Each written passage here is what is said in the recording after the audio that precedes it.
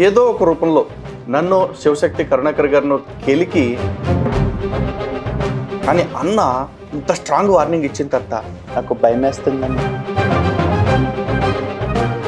క్రైస్తవ మతం అంటే నెల టైం ఇస్తున్నా, కొడక నీకు దమ్ముంటే ఊర్లోనికి స్వార్థ ప్రకటనకు వెళ్ళినప్పుడు మత మార్పిడి చేయడానికి వచ్చారని చెప్పి ఒరే ఎవడైనా అదే అంటారా? ఎందుకంటే ఉన్మద పుండా కొడక ఒక భారతీయుడిగా నేను చెప్తున్నా, నాకు దేశం ధర్మం రెండు కళ్ళు. రేపులు మటర్లు చేసిన వాళ్ళే రేపు ఎల్లుండో మతం మారిపోతే క్షమించి పరలోకానికి తీసుకుపోతానని చెప్తున్నారు.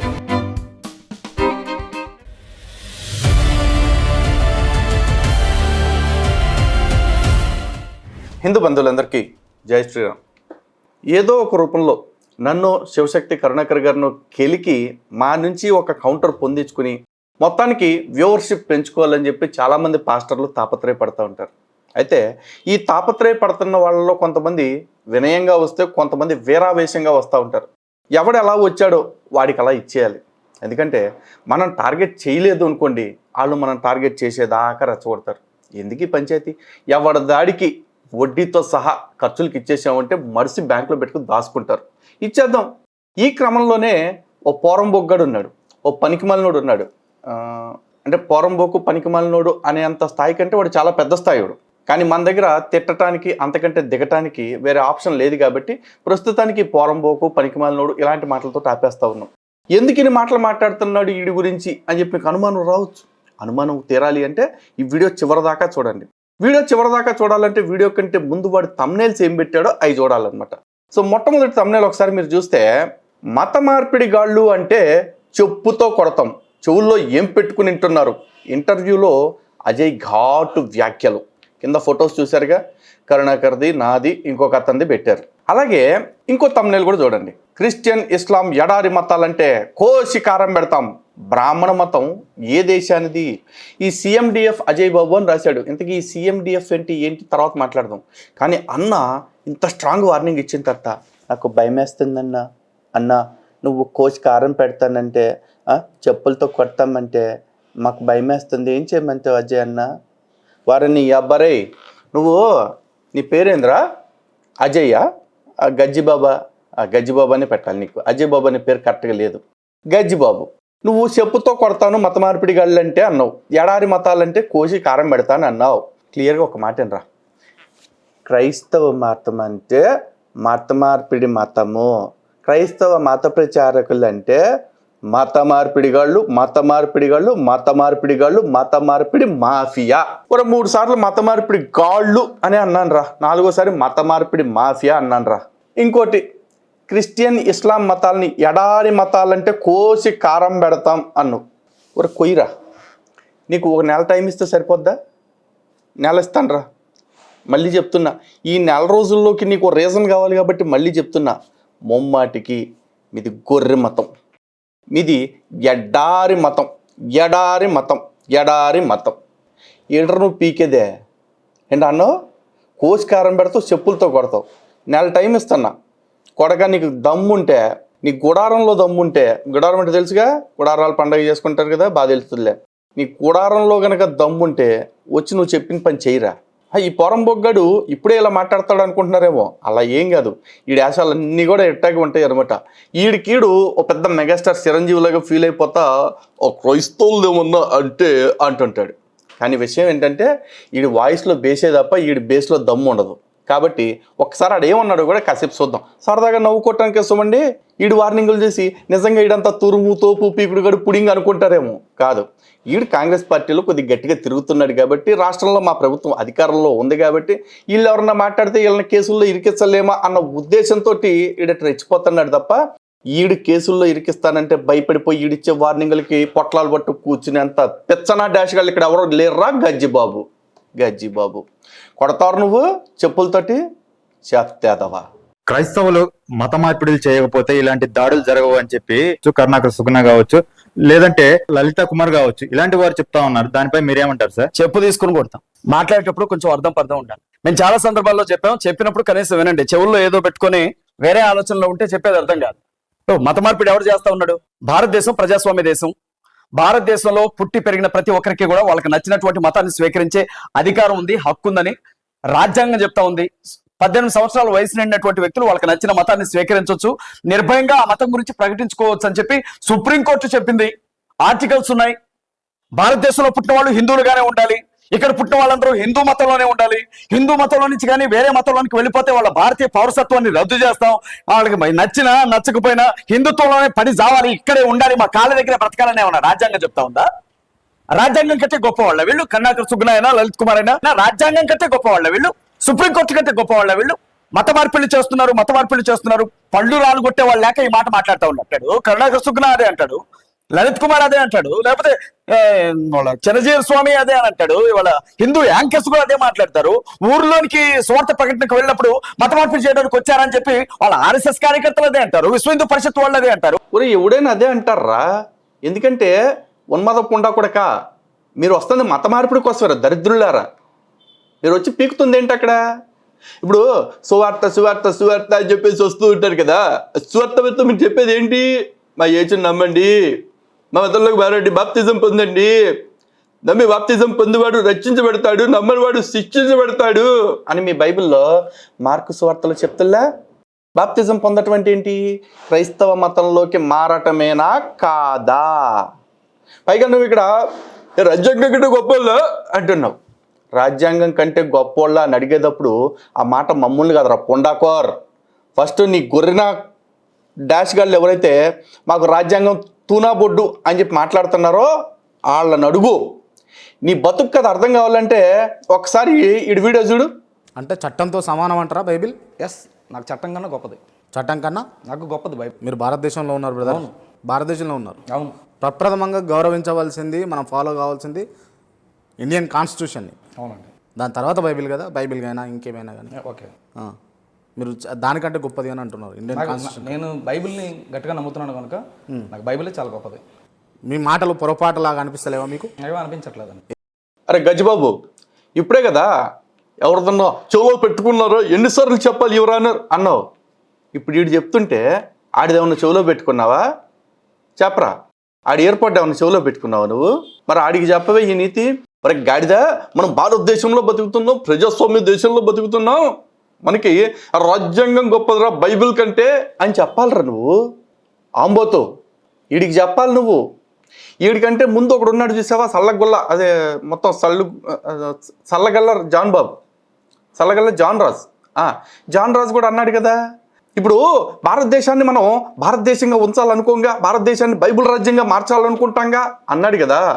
ఆడు మాట్లాడినప్పుడు నోట్లో చెవుల్లో ఎవరిది పెట్టుకున్నావు? అప్పుడు ఎందుకు మాట్లాడలా నువ్వు?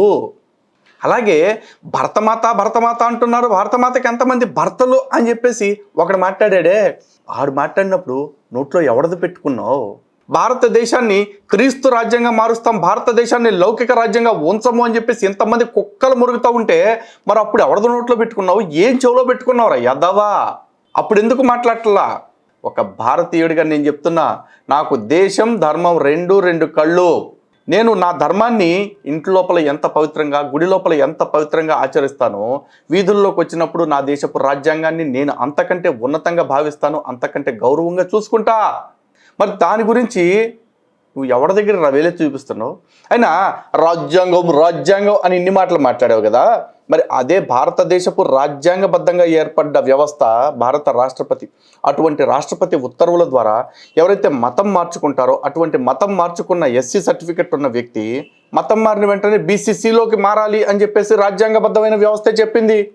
మరి వాళ్ళకి ఎప్పుడైనా చెప్పావు నువ్వు, మనం రాజ్యాంగాన్ని గౌరవించాలి, మీరు సర్టిఫికెట్లు మార్చుకోండి అని చెప్పేసి మార్చావా? చెప్పలేదారా బోకా? ఎందుకు చెప్పలే మరి? నోట్లో ఎవరిదాన్ని పెట్టుకున్నావా? అదే మైక్, ఎవరిదన్నా మైక్ పెట్టుకున్నారు నోట్లో అప్పుడు నువ్వు? పోనీ చట్టాలు అని చెప్పి అన్నావు. మరి మొన్న సుప్రీంకోర్టు కూడా చెప్పింది మతం మారిన తర్వాత ఎస్సీ రిజర్వేషన్స్ పొందటానికి వీల్లేదు అని చెప్పేసి. దానికి చాలామంది అరే మతం మారితే కులమెట్ట మారుతుందండి అంటూ వితండ వాదనలు చేస్తూ ఉన్నారు. ఈ వాదనలన్నీ కూడా మీరు కోర్టులో వినిపించుకోవాలా, లేకపోతే చట్టసభల్లో చట్టాలు చేసే వాళ్ళకి వినిపించుకోవాలా? ఆ చట్టం ఏర్పడిన తర్వాత మీరు ఆ మాటలు మాట్లాడాలా? ప్రస్తుతానికైతే మతం మారిన వాళ్ళు సర్టిఫికెట్ మార్చుకోవాలనే చట్టం ఉందా లేదా అనే రూల్ ఉందా లేదా, ఆ రూల్ ప్రకారం మార్చుకోవాలా లేదా?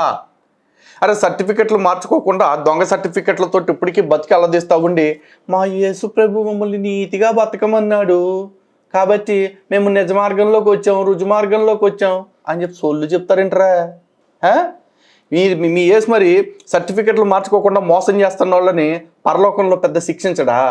అంటే నరకంలో వేయడా? ఎందుకు? రేపులు మటర్లు చేసిన వాళ్ళే రేపు ఎల్లుండో మతం మారిపోతే క్షమించి పరలోకానికి తీసుకుపోతానని చెప్తున్నారు. ఈ సర్టిఫికెట్లు 420లు ఫార్జరీలు మీకు లెక్క చేసేస్తారు. కానీ మీరు చెప్తున్న ఈ గాలి కబుర్లన్నింటినీ కూడా మీరు ప్రేమగా చెప్పేపటికి అవే నీతి కబుర్లు అనుకుంటున్నారు. కానీ మేము నీతి, నిజాయితీ, ధర్మనిష్ట, దేశభక్తితోటి చెప్పే మాటలు కాస్త పరుషంగా ఉండేపాటికి ఆ పరుషత్వం కూడా ఎందుకు? ఒరే నికృష్టుడా, నీలాంటి బేక్గాళ్ళు, సోంబేరిగాళ్ళు, సన్నాసిగాళ్ళు నా ధర్మాన్ని, నా దేశాన్ని కించపరుస్తూ మన దేశపు ఔన్నత్యాన్ని విదేశీయుల పాదాల దగ్గర తాకట్టు పెడుతుంటే తట్టుకోలేక వస్తున్న ఆవేశం రా. లేకపోతే మేము కూడా శుభ్రంగా మెళ్ళో కండువ వేసుకుని అందరూ సమానమే, బ్రహ్మకుమారీలు బ్రహ్మజ్ఞానాన్ని ఇస్తున్నారు, క్రైస్తవులు దివ్య జ్ఞానాన్ని ఇస్తున్నారు అని చెప్పి సొల్లు కబుర్లు చెప్పి మేము కూడా పెద్ద పెద్ద అవార్డులు, రివార్డులు, గండపెండేరాలు, గుండు కొట్టించుకోవటాలు అన్నీ చేస్తాం. కానీ మేము అవార్డులకి, రివార్డులకి ఆశపడే వాళ్ళం కాదు ఎద్దవ్వా. మీలాంటి చీటర్గాళ్ళు, 420 గాళ్ళు, ఫ్రాడ్ గాళ్ళు ఎవరైతే ఉన్నారో వాళ్ళ మాయల్ని, మోసాల్ని, మాటల్ని అన్నిటిని కూడా ప్రజలకు అర్థమయ్యేలాగా చెయ్యాలి. కాబట్టి నిజాన్ని నిష్కర్షగా చెప్పాలి కాబట్టి చెప్తున్నాం. నువ్వు అంత పీకుడు గడివి, పుడింగి గడివైతే మరి చట్టం కంటే కూడా మాకు మతమే ఎక్కువ అని చెప్తున్న ఈ మతోన్మాదుల గురించి ఒక వీడియో చేసి మాట్లాడు. ఎదవలారా తప్పు అలా చేయకూడదు, మన భారతదేశంలో ఉన్నాం అని చెప్పి చెయ్యి. లేదు. నువ్వు అన్నవు చూసావా, మమ్మల్ని మత మార్పిడి గళ్ళంటే చెప్పుతో కొడతాము, విదేశీ మతాలంటే కోసి కారం పెడతామని చెప్పేసి ఇప్పుడు ఇన్నిసార్లు అన్నాను కదా, ఇంకా అంటానే ఉంటా కదా. రిపీటెడ్గా రాసుకోరా. భవిష్యత్తులో నా ప్రతి వీడియోలో మిమ్మల్ని మత మార్పిడి గాళ్ళు, మత మాఫియా గాళ్ళే అంటా నేను. ఎందుకంటే బికాజ్ యు ఆర్ దాట్ అంటాను. మిమ్మల్ని ఎడారి మతాలు అనొద్దని చెప్పేసి అంటాను. అరే మీది ఎడారి మతం కాకపోతే మంచు కొండల నుంచి కొట్టుకొచ్చిందా చెప్పండి? లేకపోతే ఏ ఆర్కిటిక్, అట్లాంటిక్ నుంచి కొట్టుకొచ్చిందా? లేదు కదరా. ఒరే అరబ్బు ఎడారి దేశం, ఇజ్రాయెల్ ఎడారి దేశం, ఇజ్రాయెల్ చుట్టుపక్కల ఎడారిలో పుట్టిన దేవుడిని తీసుకొచ్చి ప్రపంచానికి అంటగడుతున్నాం. ఇది ఎడారి మతం కాకపోతే చెప్పే ఓడికి అట్టాగూ లేదు, వినే ఓడికన్నా ఉండాలిరా. మేము ఇన్ని చెప్తున్నా సరే మీ గొర్రెలు మీ మాట ఏంటనే, మీ స్వరమే అనుసరిస్తున్నాయి అంటే నిజంగా మీ వాళ్ళు గొర్రెలేరా. పాపం వాళ్ళని చూసి సానుభూతి పడుతున్నాం అంతే. ఎందుకంటే ద్వేషించడం వల్ల ప్రయోజనం లేదు. రేపో మాపో ఎల్లుండో అందరూ కూడా దారి నిజం తెలుసుకుని మళ్ళీ సనాతన ధర్మంలోకి, వాళ్ళ పుట్టింటికి, వాళ్ళ స్వధర్మానికి తిరిగి రావాల్సిన వాళ్ళే. కాబట్టి వాళ్ళని ఎప్పుడు మేము అనట్లా. మేము అంటుంది ఎవరిని? మా దేవుళ్ళ గురించి, మా ధర్మం గురించి దిక్కుమాలు మాటలు మాట్లాడుతున్న ఈ గజ్జిబాబు లాంటి, అదే ఈ రాజీబాబు లాంటి అద్దవల గురించి. ఓకేనా? కోసి కారం పెడతావరా సవట్ట. నిజంగా పీక్ కట్ల కట్టేవాడికి కూడా ఇన్ని మాటలు తాగవు. చూసుకో, నెల రోజులు టైం రా. నెల తర్వాత కనుక నువ్వు చెప్పిన పని నువ్వు చేయకపోతే నువ్వు కూడా పరిశుద్ధ కన్యకు పుట్టినట్టేరా అనుకో. పరిశుద్ధ కన్యకు పుట్టినోడితో సమానమే. ఓకేనా? సో హిందూ బంధువులారా, వీడు చాలా మాటలు మాట్లాడాడు. అన్ని మాటలు తీసి ఎలివేషన్ చేయాల్సినంత సబ్జెక్ట్ వీడి మాటల్లో లేదు. కాబట్టి వీడు తొడగొట్టింది ఏదైతే ఉందో లోపల ఆడి తొడ కమిలిపోయే రేంజ్లో కొట్టుకున్నాడు కదా. ఆ తొడ కమిలిపోయే రేంజ్లో కొట్టుకున్నందుకు కానీ ఆయన్ని దయదలిచి కనికరించి ఒక వీడియో చేశాడు, మొఖాన్ని కొట్టా. ఒరే అజ్జిగా, ఒరే గజ్జిగా, చూస్తా నువ్వు యా పార్టీ కౌంటర్ ఇస్తావో. నేను మాట్లాడిన మాటలకే కౌంటర్ ఇస్తావా, లేకపోతే నేను చెప్పిన వాటి ప్రకారం నువ్వు సరి చేసుకుని ఇలా చట్టం కంటే కూడా మాకు బైబిలే ముఖ్యమని చెప్పి అంటున్న బద్మాష్ గాళ్ళకి బుద్ధి చెప్తావో, నువ్వు నిజమైన భారతీయుడివే అనిపించుకుంటావో లేకపోతే ఇంకేదన్నా అనిపించుకుంటావో నువ్వే చెప్పాలి రోయ్. అన్నట్టు ఈడో వంకర జాతోడండోయ్, దాన్ని శంకర జాతోడండోయ్. ఎందుకో తెలుసా? వీడి సంస్థ పేరు ఏంటో చెప్తాను కదా, CMDF అని. ఆ CMDF అంటే ఏంటో ఈడే చెప్తారు చూడండి. దానికోసమే క్రిస్టియన్ ముస్లిం దళిత డిఫెన్స్ ఫోర్స్ ఏర్పాటు చేశాం. తప్పనిసరిగా క్రైస్తవ సహోదరులు, దళిత సహోదరులు, ముస్లిం సహోదరులు, హిందూ సహోదరులు నా బాధను అర్థం చేసుకుంటారని నేను నమ్ముతున్నాను. ఇవాళ సపోర్ట్ చేయమని కూడా ఈ మీడియా ముఖంగా ఎందుకు అడుగుతున్నానంటే, ఒక కార్యక్రమం చేయాలంటే కొన్ని వేల రూపాయలు ఖర్చు అవుతుంది. ఏదైనా ఒక వేదిక ద్వారా ఒక పెద్ద సభ జరిపించాలి. చూశారుగా, క్రైస్తవ, దళిత, ముస్లిం, హైందవ సహోదరులు సపోర్ట్ చేయమని అడుగుతున్నాడు CMDFకి. ఈ CMDF అంటే ఏంటంటే ఇక్కడ 2 పేర్లు చెప్తాడు. Christian Muslims defence force, Christian Muslim Dalit force అని 2 చెప్తా ఉంటాడు. ఎందుకు ఇలా పెట్టాడు క్రిస్టియన్ ముస్లిం దళిత్ ఫోర్సు అంటే పైన ఫోన్పే నెంబర్ ఇచ్చాడు కదా, ఊరికే ఫోన్పే నెంబర్ నేనే బ్లర్ చేసేయాలండి, ఎందుకు మళ్ళీ మన ఛానల్లో వచ్చి వీడికి దొబ్బెడతాం. వీడు డబ్బులు అడుక్కోవటానికి ఓన్లీ క్రైస్తవులు అయితే వీడికి చిల్లర రాలదు. కారణం ఏంటి, కింద ఒక్కసారి వీడియో చూడండి. చూశారుగా, మణిపూర్ సహాయం పేరిట మరలా మొదలుపెట్టిన అజయ్ బాబు ఘరానా దందా. ఇప్పటికీ రేకుల చర్చి 30 మంది విశ్వాసులే ఉన్నప్పుడు 2 ఏళ్లలో కోట్ల రూపాయలకు యజమాని ఎలా అయ్యాడు? ఈ మాట మాట్లాడింది నేను కాదు గజ్జిగా, మీ విజయ్ కుమారే, మీ పాస్టరే, మీ క్రైస్తవ సావుదారుడే మాట్లాడాడు. నువ్వు మణిపూర్ పేరుతో ఎంత దోసుకున్నావో అర్థమైందా? ఇప్పుడు మణిపూర్ పేరుతో దోసుకున్న చాలక క్రిస్టియన్ ముస్లిం డిఫెన్స్ ఫోర్స్ పేరుతో క్రైస్తవుల్ని, ముస్లిముల్ని, దళితుల్ని అందరినీ కలిపి ఒకే ఘాటిని కట్టేసి దోసుకుందామని ప్రయత్నం మొదలుపెట్టావు. కానీ గజ్జిగా నాకు అర్థం కాదురే, క్రైస్తవులు ముస్లింలు ఎట్రా నీకు సోదరులు అవుతారు? ఇప్పుడు క్రైస్తవుల్ని ద్వేషించమని ఖురాన్లో రాసింది. అంతేకాదు క్రీస్తు అనే అతను అసలు శిలువ మరణం పొందనే లేదు, క్రీస్తు అంటే దేవుడే కాదు, క్రీస్తు కేవలం ఒక ప్రవక్త మాత్రమే అని చెప్పేసి ఖురాన్లో క్లియర్గా చెప్పుకుంటా ఉన్నారు కదా వాళ్ళు. నీ దేవుణ్ణి దేవుడే కాదంటున్న మతం మాత్రం నీకు సోదరులు అయ్యారా? వారు నీ సావు నువ్వు సావు మా జోలికి రావద్దంటున్న హిందువులు మాత్రం నీకు మొదలు అయిపోయారా దాడికో? సిగ్గని పిత్తల్లా కొంచెమన్నా. కాబట్టి రే నువ్వు కెలుకు. నీకు వ్యూవర్షిప్ కావాలంటే ఎవరిని గెలకాలి? నీ బుర్రకి, నీ తెలివితేటలకి సరిపడే స్థాయి ఉన్నోడిని గెలుకు. నన్ను కరుణాకర్ని గెలికేసి పద్దాక ఏదో నువ్వు తోపుతురు కానీ అనిపించుకుందాం అనుకుంటే ఎట్రా? ఎర్ర పుష్పం అయిపోతావురా, పుష్ప 10. ఎందుకంటే అది 3తో ఆగిద్దేమో, నీ పుష్పత్వానికి 10 పార్ట్స్ తీయాల్సి వచ్చింది. ఎర్ర పుష్పం అని అర్థమైందా? కాబట్టి హిందూ బంధువులారా, ఈడొక వ్యాపారి, మత వ్యాపారి, సందాల పేరుతో దందాలు చేసుకుంటూ వచ్చిన ప్రతి అవకాశాన్ని దోసుకు తినడానికి వాడుకునేవాడు. అందుకే ఏమంటున్నాడు, కాబట్టి కొన్ని వేల రూపాయలు అవసరం అవుతాయి అంటున్నాడు. 1,000 రూపాయలు నీకు ఎందుకు అవసరం అవుతాయి? ఏం పీకుతున్నావు అని అవసరం అవుతాయి? అంటే మర్డర్ పేరుతో నీకు నువ్వు గాజు మొక్కలతో 2 గీట్లు పెట్టేసుకుని నా మీద హత్యాయత్నం జరిగింది అని కూడా డబ్బులు దబ్బావు కదా. ఎన్ని రకాలుగా. ఒరే నువ్వు క్రైస్తవ్యంలో ఉన్న మరో కేడీవిరా, క్రైస్తవ్యంలో ఉన్న మరో కేడీ గడివి. మాకు ఎక్కడ పడితే అక్కడ నీలాంటి వాళ్ళు ఎట్ట తగులుతున్నారో నాకు అర్థం కావట్లా. సో హిందూ బంధువులారా చూడండి, వీడికి ఇవ్వాల్సింది వీడికి ఇచ్చా, మరి వీడే సమాధానం చెప్తాడో చూద్దాం. ఏం చెప్తాడు? అన్యాయంగా బండాలు వస్తున్నాడని ఏడుస్తాడు. ఏడవనివ్వండి, ఆడు ఎట్ట ఏడ్చినా వాస్తవాన్ని అయితే మీకు ఆధారాలతో సహా చూపించా. ఓకేనా? కాబట్టి మరో అంశంతో, మరో గొర్రెతో, మరో ఎపిసోడ్లో మళ్ళీ కలుద్దాం. జై శ్రీరామ్, భారత్ మాతాకి జై. ఈ మత మార్పిడి గాళ్ళ కుట్రల్ని తిప్పికొట్టండి, ఈ ఎడారి మతాల ఆటల్ని కట్టిపెట్టండి. ఓకే.